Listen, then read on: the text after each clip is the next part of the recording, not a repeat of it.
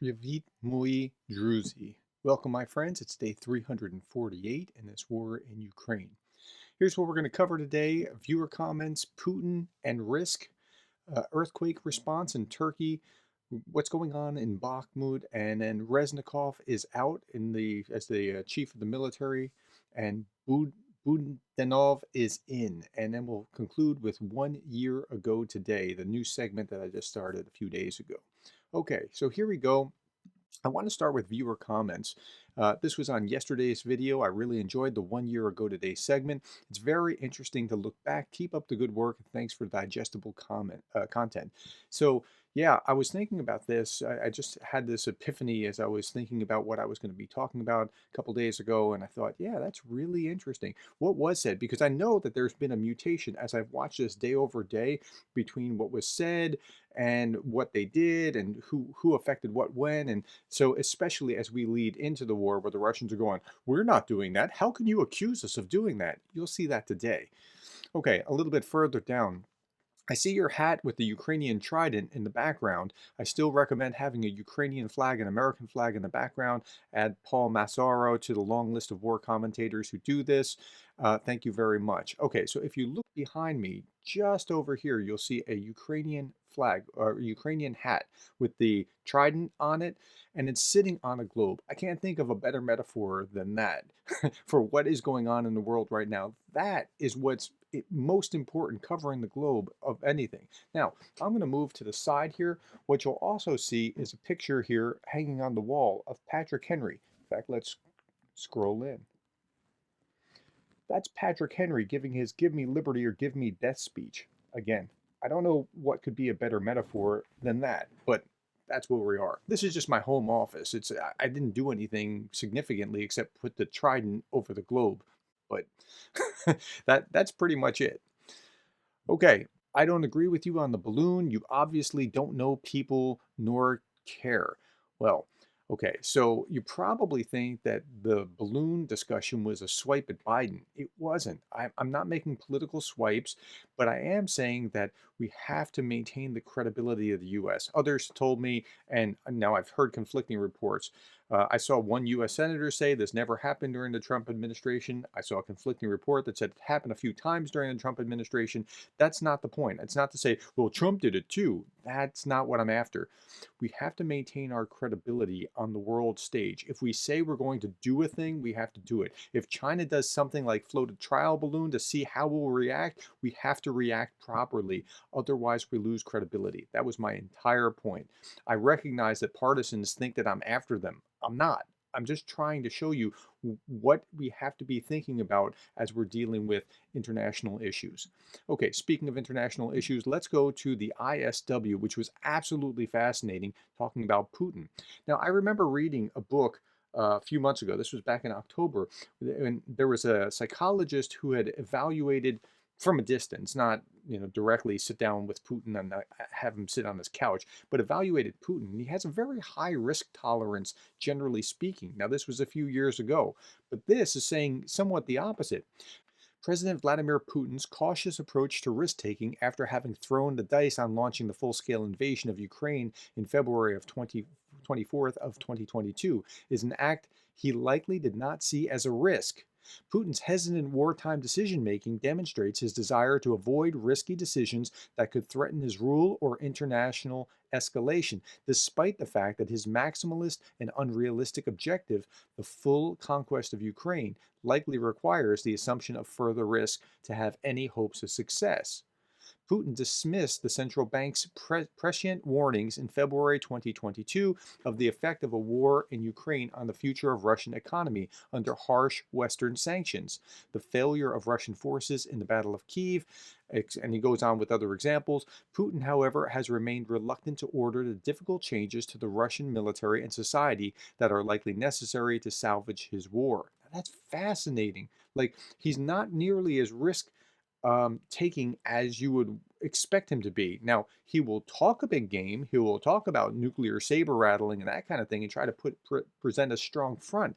But that's different than actually making the decisions necessary in order to see what needs to be done. Putin has consistently ignored, delayed, or partially implemented several likely necessary pragmatic decisions concerning his invasion. Putin was reluctant to order full mobilization following the costly capture of Severodonetsk and Lysychansk in June and July of 2022. So he wouldn't order full mobilization because it could undermine his stability. So he ordered this partial mobilization where he got 300,000 men and a million fled the country. Putin also attempted to maintain the facade of a limited war to shield much of Russian society from the scale and cost of the Russian war. Now, that's one of the reasons that I started doing the 1 year ago segment, because it was all special military operation, nothing to see here. It's just this little thing. You can't even call it a war. And I was thinking, it'd be interesting to see when that changed and how that changed. Putin continued to select comparatively less risky options even when faced with spiraling military failures in fall of 2022. The Russian Ministry of Defense is belatedly implementing large-scale military reforms and treating Ukraine as a protracted and major war. Finally, they're doing that. Now, I don't want them to be doing that, but finally they're getting on a proper footing to actually deal with a war that is.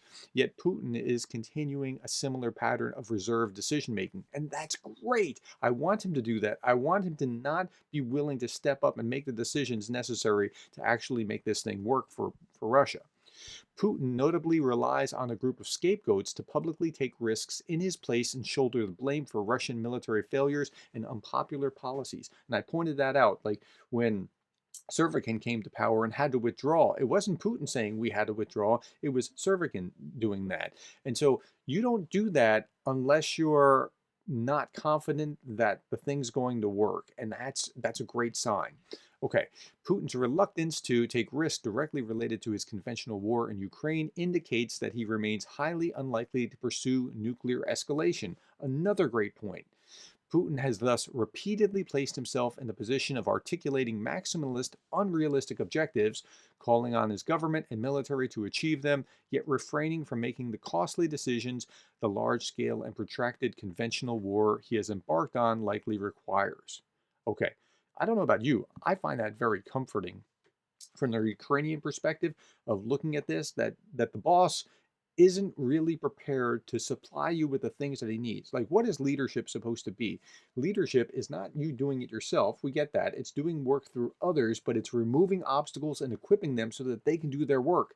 He's not doing that. He's failing at Leadership 101. Like, this is the kind of thing that I talk about with my students regularly, and he's failing at it. So I found this article to be incredibly comforting about the long-term prospects. Now, Putin could heal. He could cure that. Oh, by the way, somebody somebody was saying the other day when I was giving this, like, what I would do if I was Russia thing, and they're saying, like, don't talk about this. Russia might listen to you.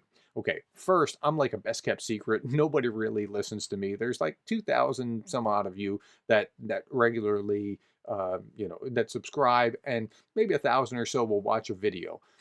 But more to the point, if the Russian Ministry of Defense is taking my advice, they've got bigger problems than that. So, but this is great, great. I'm so comforted. I've been more comforted by this article than anything that I've read in the last month. So just take some comfort. Putin is not doing the things that he needs to actually make things work the way they need to work optimally. Okay, let's shift gears. Powerful earthquake kills more than 1,800 people in Turkey and Syria. It's a tragedy, and I'm not going to go into the earthquake itself, but I think Ukraine is so smart. Kaluba is reaching out and saying Ukraine stands ready to send a large group of rescue workers in Turkey to assist the crisis response. We're working closely with the Turkish side to coordinate their deployment. Now, this is important because it's hitting on the principle of reciprocity, and it's just a deep human drive. And when you help one person, they feel obligated, and I don't mean manipulatively obligated, but they feel properly obligated to respond positively back to you. So I think this is a great foreign policy move on Kaluba's part, and it's well done, especially in this time of their own crisis to be reaching out. That's something.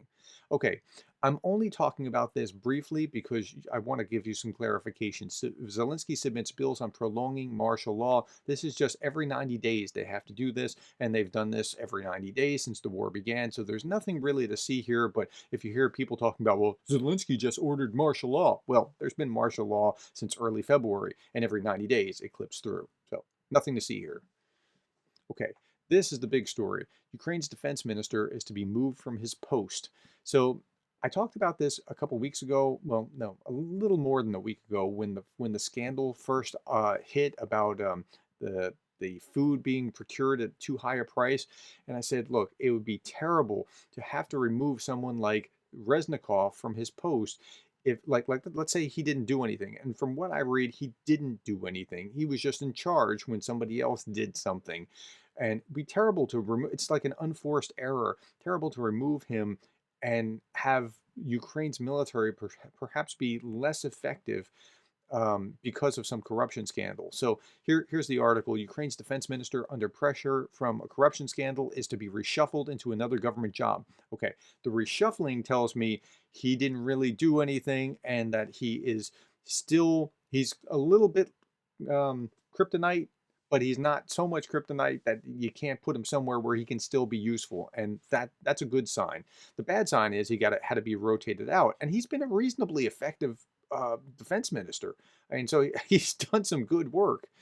It emerged that the defense ministry paid twice or three times for supermarket food price to supply the troops on the front line. So somebody below him made that deal, and then it became a big scandal. And you can't have this kind of scandal because you risk losing Western partners, and that's the end of Ukraine if they lose their Western partners. They'll fight till the end with almost nothing, but it'll be the end, and it'll be sooner. You have to have your Western partners. The defense ministry would be headed up by Kirilo Budanov. Reznikov added he would become the Minister of Strategic Industries, tasked with strengthening military-industrial cooperation. That's probably a really good role for him, considering if he has to move from where he is, this is probably the next best place for him to serve. No one's in the chair for his whole life, Reznikov added. But this was an unforced error. The corruption below him caused him to have to be moved. And so shame on whoever was doing what they were doing below him that caused this. That was really, for their greed, they cost lives. It's very sad. Reznikov said he was not planning to resign, but added that this is Radio Free Europe. The last article was The Guardian. This is Radio Free Europe. Reznikov said he was not planning to resign, but added that any decision about his future would be made by the president. In January, Ukrainian media reported that the defense ministry had allegedly purchased products for the military and inflated prices through a gasket company. The 56-year-old Reznikov denied allegations as authorities launched an investigation. Like, I didn't do anything wrong, right? But because he was at the helm, there he goes. Now, who's his replacement? There's not a lot that I could find about him. Here's Wikipedia. Budanov was born in Kiev in January 1986. 1986? I mean, he's only 37 years old. And so 56 to 37 is 20 years of experience that may or may not be very important, but I'm not taking away anything from this guy. Like he seems like he's a pretty hardened combat veteran, right? 2014, he took place in the Russia-Ukrainian War, was wounded several times, 2018 to 2020. He participated in several special military operations, information about which is classified. He's probably a pretty strong guy, but I absolutely hate to lose this guy's ability, efforts, insight, wisdom, just because of an unforced error. But who knows? This guy could turn out to step right in and be okay. I don't know. Okay, that's where we are, and that is what I was telling you, why the corruption scandal was so damnable, that it was so terrible, because it's not just normal corruption, it's corruption in a time of war where people can die and things like this can happen and more people can die because of the disruption. You don't generally replace someone who's doing well and Yeah. So, okay, let's switch gears and let's talk about 1 year ago today. So, the first article is Russia's invasion of Ukraine could happen at any time. This is February 6, 2022. And so, here's Voice of America, Washington, the United States now believes Russian invasion of Ukraine could happen at any time. So this is 3 weeks out from the actual invasion, and they're saying, yeah, or 2 weeks out almost. Yeah, it's coming. It's about to happen. We can see it. He said the Russian invasion could come at an enormous human cost to Ukraine, but at a strategic cost to Russia. I think that's been fair.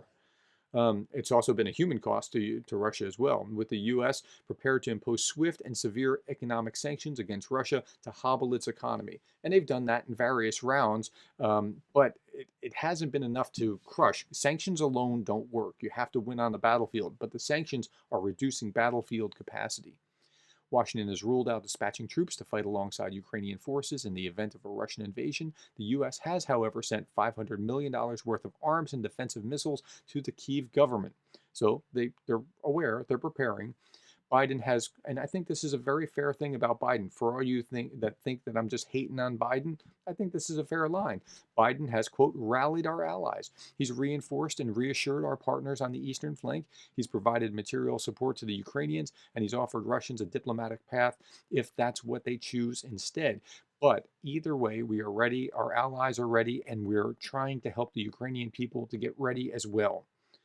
Now, I think that's a pretty fair insight of what was going on at the time. But let's add an NPR to this. National Public Radio published this. U.S. says Russia has amassed about 75% of the troops it would need to invade Ukraine. Again, February 6th, that's today, but 1 year ago, 2022. Okay, let's look down at it. Russian officials have sought to downplay warnings from Washington, with the country's deputy ambassador to the United Nations, Dmitry Polyansky, calling them madness and scaremongering. Well, it turns out that you were a big liar. Okay. And then he added this tweet, and let's look at the tweet itself. The tweet says, "Madness and scaremongering continues. What if we would say that the U.S. could seize London in a week and cause 300,000 civilian deaths? All this based on intelligence sources that we won't disclose. Would it feel right for the Americans and Brits? It's as wrong for Russians and Ukrainians." And that's based on this headline in the Washington Post that Russia could seize Kyiv in days and cause 50,000 civilian deaths in Ukraine. U.S. assessment finds. Okay, well, turns out he's lying. But the Russians have been lying and continue to lie and lie and lie and lie. But that's where we were 1 year ago today. Okay, my friends, if you got some value out of this, if you could give me a like, I would appreciate it. If you're not a regular subscriber, please consider subscribing and hit that bell so that you get notifications. I do these every day. If you want to support me and my channel and what I'm doing and all the effort I'm putting in, you can buy me a cup of coffee. I'd appreciate it. If you want to learn more about Zelensky, I wrote an ebook about Zelensky on Amazon Kindle. It costs you nothing on Kindle Unlimited. It's $3.99 to buy, but it's free if you have Kindle Unlimited. Or you can get my new book, which is actually the complete collection of Vladimir Putin's Truth About Ukraine. And it's a kind of a gag gift that covers a table of contents of about 50 some odd Russian talking points, but after that, it's completely blank. It's $2.99 to buy. $2 of that, or whatever profit comes to me, will go to Ukrainian relief, and I would appreciate it if you would help me help Ukrainians. That would be awesome of you. Thank you. I will be back tomorrow. Thank you for being the kind of person that cares about Ukraine.